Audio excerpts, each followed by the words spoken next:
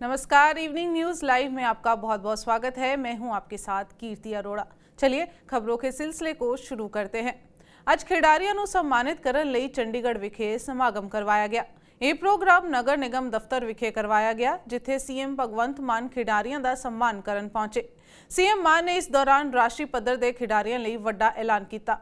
सम्मान समारोह दौरान नैशनल खेडा विच सोने का तमगा जितने वाले खिडारियों को 5 लाख रुपए ते चांदी का तमगा जितने वाले खिडारियों को 3 लाख रुपए दिते गए ने। सो स्पोर्ट्स नूं असीं बहुत वड्डे लैवल ते असीं करन लगे। एक जिहड़ा सीनियर बलवीर सिंह जी बड़ा जिहड़ा तुसीं मैनूं बड़ा अच्छा लग्या है कि जिहड़े नैशनल विनर ने उन्होंने 1 साल लई 8000 रुपया वजीफा पर मंथ 1 साल तैयारी वास्ते। 8000 का की आउंदा अजकल है? स्पोर्ट्स का बजट अपने को हैगा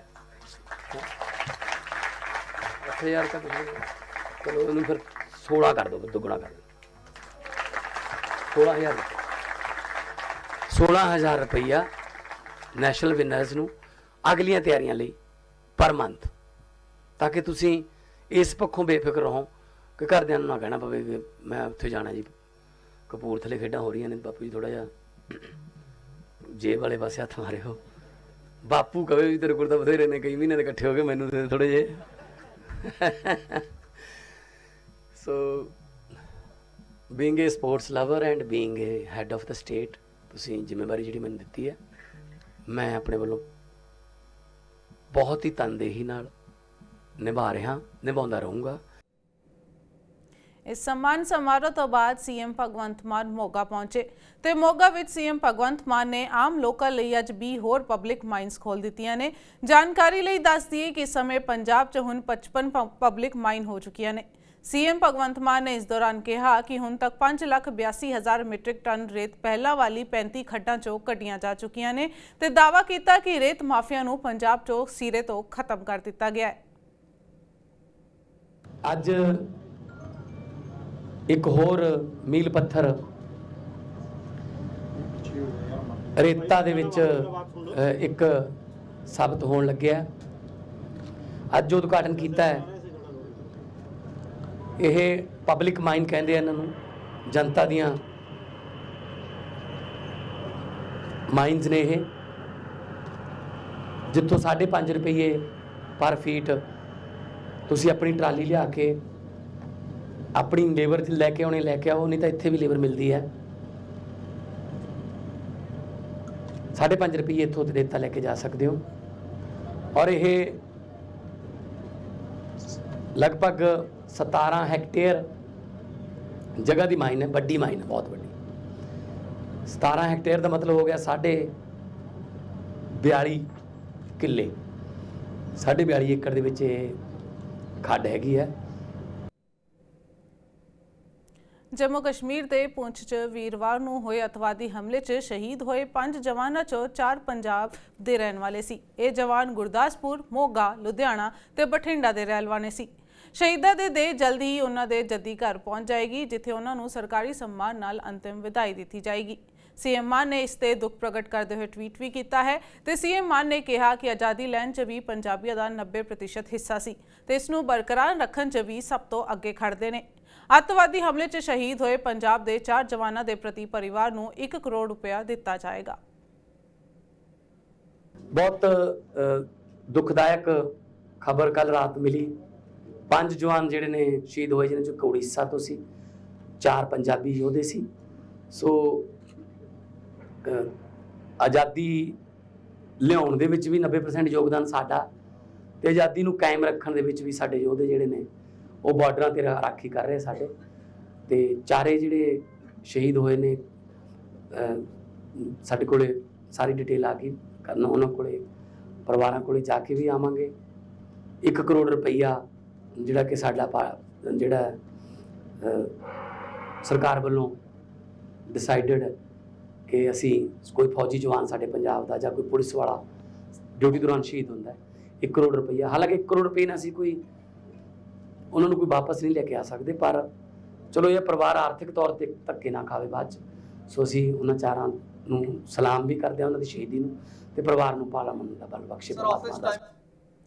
अगली मुख्य खबर की ओर बढ़ेंगे। पंजाब के तरनतारन में गुरुद्वारा श्री गुरु अर्जुन देव दरबार साहिब की पार्किंग में एक पुराना बम बरामद हुआ है। एक रेहड़ी चालक को सफाई के दौरान बम मिला, जिसकी सूचना उसने दरबार साहिब के कर्मचारियों को दी है, जिसके बाद दरबार साहिब के कर्मचारियों ने तुरंत ये सूचना पुलिस को दी और पुलिस ने आकर तुरंत लोगों को वहां से हटाया और बम निरोधक दस्ते को बुलाया गया।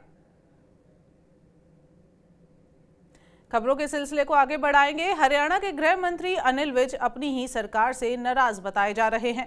विज ने मुख्य सचिव को पत्र लिखकर शिकायत निवारण समिति की बैठक पर सवाल खड़े किए हैं। बताया जा रहा है कि विज ने शिकायत निवारण समिति की बैठक में निलंबित किए गए अधिकारियों पर कार्रवाई न होने से नाराज हैं। नाराज अनिल विज ने यह भी ऐलान किया है कि अब वो जिले में होने वाली ग्रीवेंस कमेटी की किसी भी बैठक में हिस्सा नहीं लेंगे।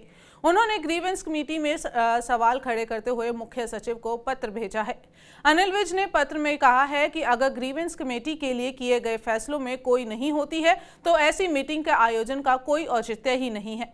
उन्होंने पत्र में यह भी कहा कि वो अब ऐसी किसी भी मीटिंग में हिस्सा नहीं लेंगे।